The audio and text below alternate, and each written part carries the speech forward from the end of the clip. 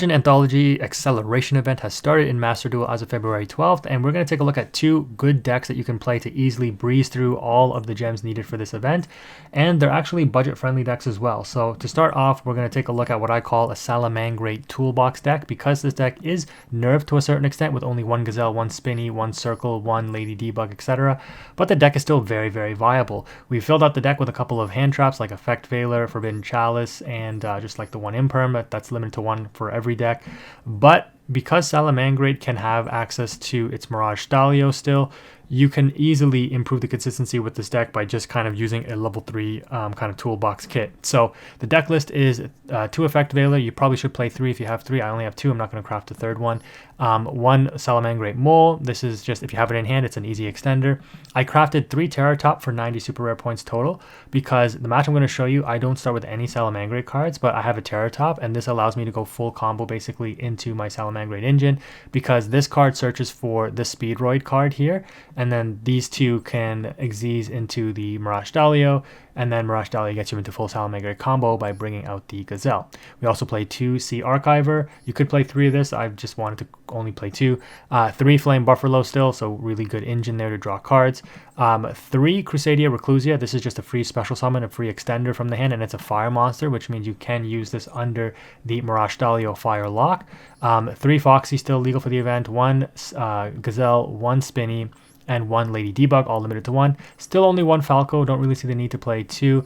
Opted to go to 2 Jack Jaguars and then 3 Fowl, because having this card in hand and any level 3 extender will allow you to extend for free with the Fowl as well. So normally you only play 1 of this, or 0, but I've opted for 3 in this event. Then I've opted for some board wipes: Dark Hole, Raigeki, Harpy's Feather Duster, 1 Sanctuary, 2 Will of the Salamangreat. This is your constant monster reborn for the deck, very, very good. And then 2 Forbidden Chalice, 1 Circle, or Salamangreat Circle, 1 Infinite Impermanence, 2 Salamangreat Rage, and 1 Salamangreat Roar. For the extra deck, we play 1 other Xyz 3 monster in number 75, Gossip Shadow, 2 Mirage Stalios, 1 Black Ship, of the Corn. Okay, interesting name. Don't really go into these. You're really only going to go into Mirage Stalio, but I just filled out the extra deck with some rares because I wasn't going to craft anything that was more expensive. So the only like super rare points that I spent on this deck were like for the 3 Terratop and the 2 Sea Archiver. Everything else I already had. And yeah, you don't really need to craft anything ultra rare wise. If you have the Salamangreat starter deck, you can easily build this deck.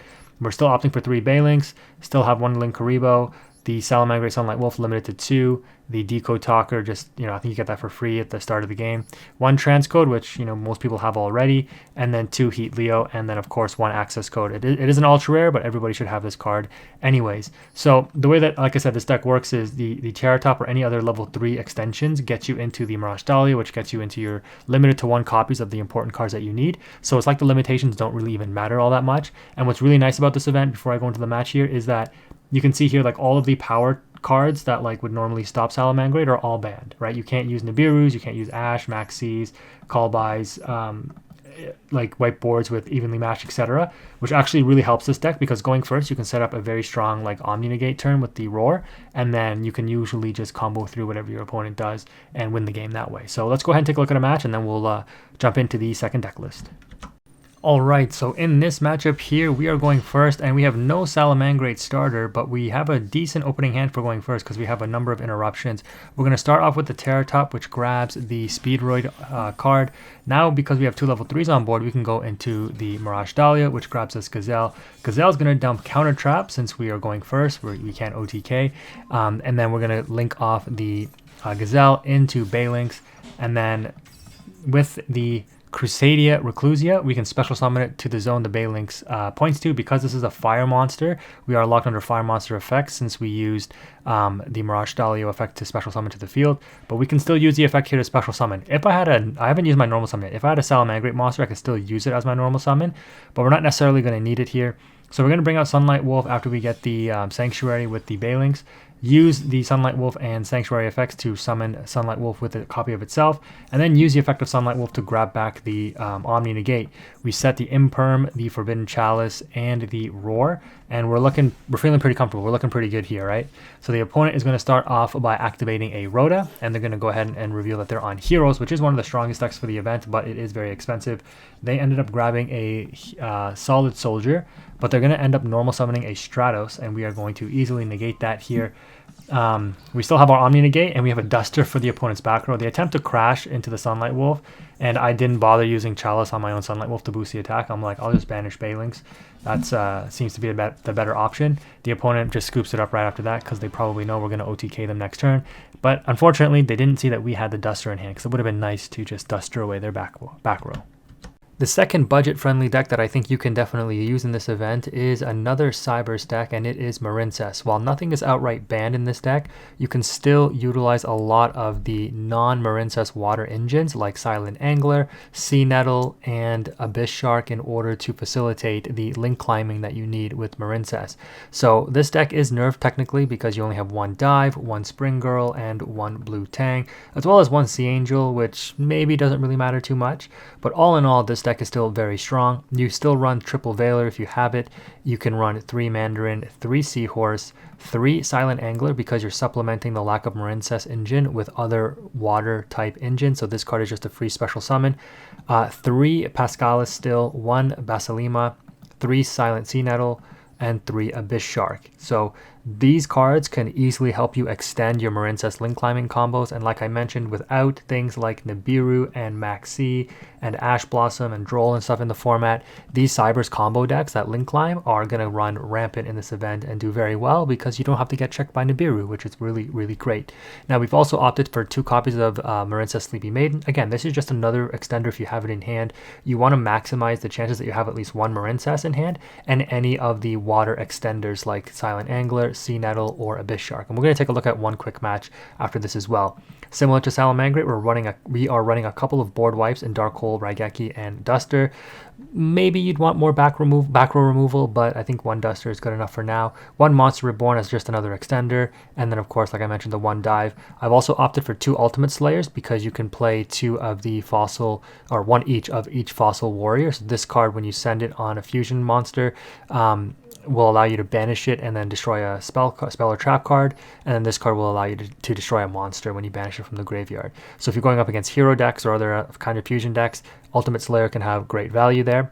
And then I've opted for 3 Ocean because if you end up drawing Ocean, like hard drawing it, then your Sea Angel can easily search for your Marincess Dive, and that's very, very nice because then you don't need another Sea Angel once you've used it the one time if you drew 1 of 3 Battle Oceans. The Book of Moon actually came in clutch in my match that I played with it, but it is a decent option to just stop some aggression from the opponent or set up as a like turn 1 set for a disruption on your opponent's turn. And then of course 1 Imperm, and then just like with Salamangreats, you have a very powerful trap card that is searchable in Marincess Wave, and you definitely want to be going for this whenever you can. In the extra deck, like I mentioned, each of the Fossil Warriors, 1 Mary Melfi's, because technically you can synchro it with like an Effect Veiler and a Marincess Seahorse, but you'd probably never do that. But it is a target just for Ultimate Slayer. And then your Xyz target, which is also utilized in the deck if you have like 2 level 4s that you want to Xyz summon, is number 37, so this is a super rare. So all in all, the engine for Marincess is pretty much all just like super rares, very, very cheap. The extra deck is where you can spend on Coral Triangle, which I don't think you necessarily need. It's going to allow you to search the trap, but you can get away without it. And then I would say you probably just want the 1 Ultra Rare and the Aqua Argonaut, but you can get away without the Aqua Argonaut and just use Bubble Reef as your boss monster as a super rare. You can also use Marbled Rock as a boss monster like we did in the last event. I've opted for 1 of each of those, 1 Crystal Heart, 3 Coral. This is pretty important because Coral can recycle, the Sea Angel can recycle the Blue Slug, just like Marbled Rock can too, but you summon this all the time, right? With so Coral is really important. You can technically run 2 if you don't have any and you just want to craft these, but all in all, this is a very budget-friendly deck and a very effective option for this event. Let's go ahead and take a look at one quick match and see how the deck can combo. So you guys just have to bear with me. I'm not in master rank anymore. It's been 5 months since I last, really got into this game. But this is not going to be the highest level gameplay. As you can see, this guy's using the loner deck and normal summons, Sparkman, and passes. But again, the purpose of this video is to show you the combo lines. So we actually drew into our Marincess cards, which is pretty strong. The Blue Tang being summoned off the Pascalis allows us to dump a Seahorse. We link off the Blue Tang into Blue Slug in order to grab back the Seahorse off the Blue Slug effect, and then the Tang reveals 3, and we get a Marincess Dive. So we're just getting all the luck in this match. We're then going to link off the Pascalis into Sea Angel to grab our second copy of Battle Ocean. We already have one. Like I mentioned, we hard drew it. And if we didn't have the dive off of the Blue Tang, we would have just searched this off of the Sea Angel anyways. But we're going to then go into the Coral, and then go into Crystal Heart, and then go into Coral Triangle. The Coral will allow us to get back a water monster, which we can then pitch off the Coral for the Searching of the Trap card, and that is great. Then we're going to use the Mandarin for no reason and to just bring it onto the field. Go into the Aqua Argonaut, and then this sets up our boss monster play. This is a spell and trap negate on the opponent's turn. We have a Book of Moon interruption, we have an Effect Veiler, and we have a Marincess wave. There's like nothing the opponent can really do to break this. They're going to normal summon and then attempt to use a Miracle Fusion. We're going to negate that Miracle Fusion with the Aqua Argonaut by bringing out the Coral from the spell and trap zone. The opponent is going to chain whatever this new card is, Generation Next, in order to bring out an Elemental Hero Spirit of Neos, and then they're going to use E Emergency Call to grab an Honest Neos, I think that is, in order to boost up this Neos, which is pretty smart, actually, you know, so give this opponent some props. They're going to go to 5,000 attack, and this would normally be really good, right? But we have the Book of Moon just for that. The opponent reveals their last card in the polymerization, bringing out an Infernal Rage, and then attempting to use the ability, we're going to use the Marincess Wave, since this can be brought back as an interruption off of Coral and or Marbled Rock, so it's better to use that than the Effect Veiler and keep this in case you need another interruption. But I mean, like, we're stacked here, right? The opponent's going to attempt to use the effect, realize they can't, and pass turn, and then it's pretty much GG's from here. Once they see us revive with the Coral, they're just going to end up scooping, and that is how effective Marincess can be.